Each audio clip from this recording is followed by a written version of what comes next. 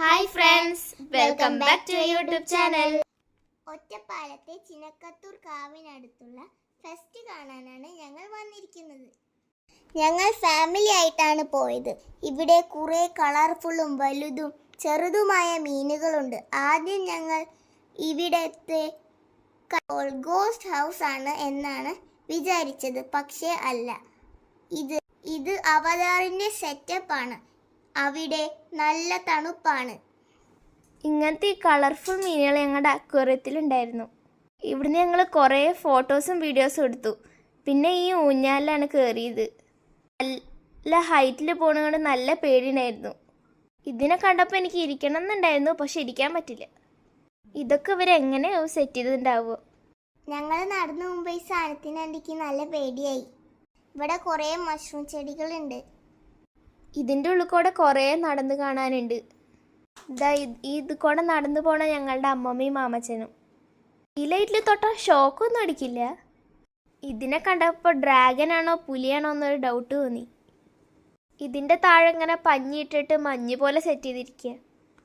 ഞാനത് ജസ്റ്റ് ഒന്ന് തൊട്ട് നോക്കി ഒറിജിനൽ ആണോ എന്ന് നോക്കാൻ വേണ്ടിയിട്ട്. ഇതവിടെ കുറേ കളർഫുൾ ചെടികളുണ്ട്, ലൈറ്റുകളും ഉണ്ട്. ഇവിടെ കുറേ റൈഡുകളുണ്ട്.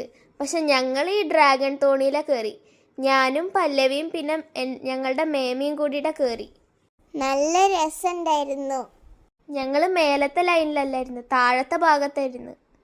ഇപ്പം അത് സ്റ്റാർട്ടാവും. ഞങ്ങൾക്ക് ചെറുതായിട്ട് പേടിയൊക്കെ ഉണ്ട്. ഞങ്ങളുടെ ഫ്രണ്ട് ഭാഗത്ത് വേറെയും കുറച്ച് ആൾക്കാരുണ്ടായിരുന്നു. ആദ്യം കുഴപ്പമൊന്നും ഉണ്ടായിരുന്നില്ല, പക്ഷെ അവസാനമായപ്പോഴേക്കും പേടി കൂടുന്നുണ്ടായിരുന്നു. നല്ല വയറ് കാളുന്നുണ്ടായിരുന്നു.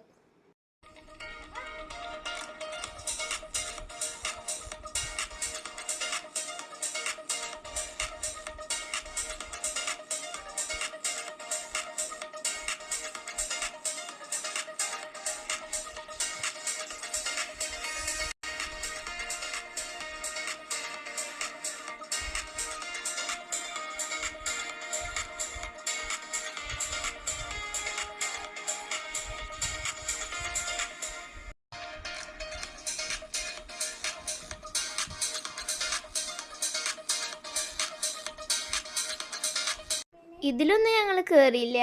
ഞങ്ങളിത് ചിനക്കത്തൂർ കാവിൻ പൂരത്തിന് കയറിയിട്ടുണ്ടായിരുന്നു. ഇന്നത്തെ വീഡിയോ ഇത്രയുള്ളൂ. ബൈ.